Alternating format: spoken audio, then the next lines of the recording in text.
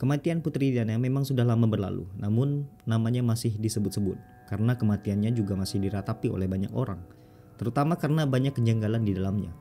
Tidak sedikit juga yang masih meyakini bahwa Diana bukan tewas karena kecelakaan, tetapi dibunuh oleh Badan Intelijen MI6 dalam sebuah konspirasi jahat kerajaan Inggris. Sekilas tentang Putri Diana. Diana Spencer lahir di Sandringham pada tanggal 1 Juli 1961 dari pasangan John Spencer dan Frances Ruth Rose. Pada usia 20 tahun, dia menerima pinangan dari Pangeran Charles yang tidak lain adalah putra sulung Ratu Elizabeth II.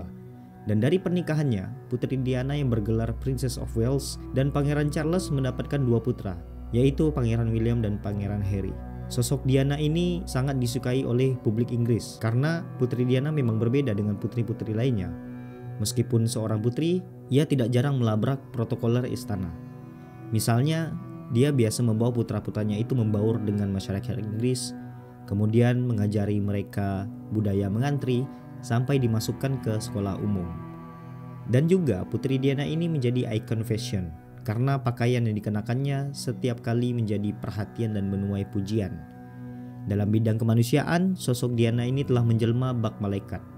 Ia tidak sungkan bersentuhan langsung dengan orang-orang yang menderita suatu penyakit. Semua hal tentang Putri Diana selalu menyita perhatian dan mendapat pujian dunia, sampai-sampai sang putri ini dijuluki People's Princess. Namun, seperti kata pepatah, tidak ada gading yang tak retak. Di balik segala senyuman hangat dan bersahabat Diana, dia sebenarnya menyimpan luka yang sangat sakit di hatinya. Karena sang suami, Pangeran Charles, rupanya masih berhubungan dengan kekasih lamanya, yaitu Camilla Rosemary Sand atau Camilla Parker Bowles. Dan perselingkuhan ini kemudian tercium oleh Diana. Dan keretakan hubungan Diana dan Pangeran Charles sudah mulai terasa setelah kelahiran Pangeran Harry. Dan keduanya kemudian resmi bercerai pada tahun 1996. Setelah bercerai dengan Pangeran Charles, Putri Diana diketahui sempat berkencan dengan seorang ahli bedah jantung Inggris Pakistan yang bernama Hasnat Khan. Pria inilah yang banyak disebut-sebut oleh sahabat Putri Diana sebagai cinta sejati sang putri. Bahkan Putri Diana ini sempat mengunjungi keluarga Hasnat di Lahore pada tahun 96. Namun, beberapa bulan kemudian, Diana diketahui berkencan dengan seorang pengusaha muslim keturunan Mesir yang bernama Dodi Al-Fayed. Karena hubungan keduanya ini tampak serius, jadi kemanapun Diana dan Dodi pergi, keduanya selalu diikuti oleh paparazzi. Pada tanggal 31 Agustus tahun 97, kira-kira pukul 12:20 dini hari, Putri Diana dan Dodi Al-Fayed meninggalkan Hotel Ritz di Paris. Karena paparazzi banyak di depan hotel, akhirnya Diana dan Dodi ini memutuskan untuk lewat pintu belakang dan naik ke sebuah mobil Mercedes hitam yang dikendarai oleh supir Hotel Ritz yang bernama Henry Paul. Di situ juga ada bodyguard Diana yang bernama Rhys Jones dan rencana mereka akan menuju ke apartemen Dodi Al-Fayed. Ketika di perjalanan, seharusnya jalur yang dilalui adalah lurus ke jalan Champs-Élysées. Namun, karena lalu lintas Sabtu malam itu terlalu ramai, maka sang supir Henry Paul mengarahkan mobilnya ke jalur sepanjang Sungai Seine. Kemudian mobil mereka itu masuk ke terowongan Pont Alexander III, dan ketika keluar terowongan, sang supir Henry Paul melihat jalanan yang menikung ke kiri dan mulut terowongan Delalma di hadapannya. Sayangnya, Mercedes hitam itu masuk ke terowongan dengan kecepatan 137 km per jam. Tidak lama kemudian, pukul 12:23 dini hari, Henry Paul sang supir ini mencoba menghindari sebuah mobil Fiat Uno berwarna putih yang berada di sisi kanan, tetapi ia hilang kendali dan akhirnya mobil mereka menghantam tiang ke-13. Hantaman tersebut membuat orang-orang di sekitar tempat itu mendengar suara dentuman keras seperti ledakan. Dodi Al-Fayed dan Henry Paul meninggal dunia di tempat. Semua penumpang yang berada di mobil itu ternyata tidak menggunakan sabuk pengaman. Sedangkan Rhys Jones yang duduk di bangku depan selamat berkat balon gas yang mengembang ketika mobil tertabrak. Sementara itu, Diana di kursi belakang sekarat di lantai mobil dengan punggungnya menempel di kursi depan. Diana sempat dilarikan ke PT Salpêtrière Hospital. Namun setelah kurang lebih 2 jam menjalani operasi, akhirnya Putri Diana meninggal dunia pada pukul 4 pagi. Berita kematian Diana ini mengguncang pihak kerajaan Inggris dan juga dunia. Bagaimana tidak, karena sang putri yang dicintai semua orang telah pergi untuk selama-lamanya. Dan akhirnya Diana ini dimakamkan di Taman Altrop, sebuah pulau kecil yang berada di tengah danau. Namun, kematiannya tidak usai hingga di sana karena banyak dugaan yang menyeruak bahwa sang putri memang telah direncanakan untuk dibunuh. Berbagai kejanggalan dan juga teori konspirasi pun muncul. Dugaan bahwa Putri Diana meninggal dunia dengan rencana pembunuhan tampaknya bukan tanpa sebab, karena ada banyak kejanggalan menjelang insiden kecelakaan naas yang menimpanya di terowongan Pont de l'Alma dini hari itu. MI6, CIA, hingga Mossad disebut-sebut terlibat pembunuhan sang putri.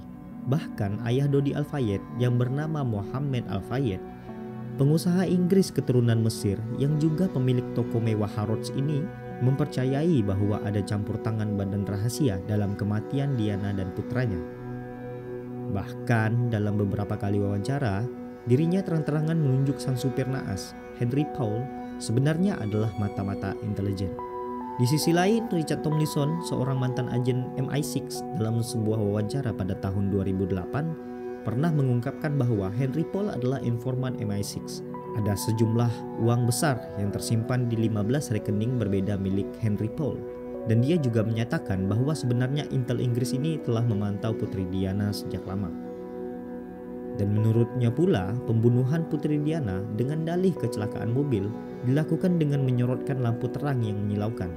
Dan dengan cara ini, maka penglihatan supir akan terganggu serta membuatnya hilang kendali, yang akan berakhir dengan memicu kecelakaan. Apalagi saat itu mobil Mercedes-Benz S-Class W140 yang ditumpangi Diana melaju dengan kecepatan tinggi. Ada teori lainnya menyangkut sabuk pengaman mobil, karena semua penumpang Mercedes itu tidak ada seorang pun yang mengenakan sabuk pengaman. Padahal hal itu sama sekali bukan kebiasaan Diana. Dan hal ini memicu banyak yang menduga bahwa sebenarnya sabuk pengaman itu telah disabotase. Selain motif tersebut, ada pula yang menyatakan bahwa Putri Diana sebenarnya telah menuliskan sebuah surat yang ditujukan kepada sahabatnya beberapa bulan sebelum insiden terjadi. Di surat tersebut, Putri Diana pernah mengatakan bahwa sepertinya ada rencana pembunuhan terhadap dirinya dengan menggunakan kecelakaan mobil atau lainnya. Dan surat itu dikirimkan kepada kedua teman Diana yang bernama Paul Burrell dan pengacara Lord Mitchum.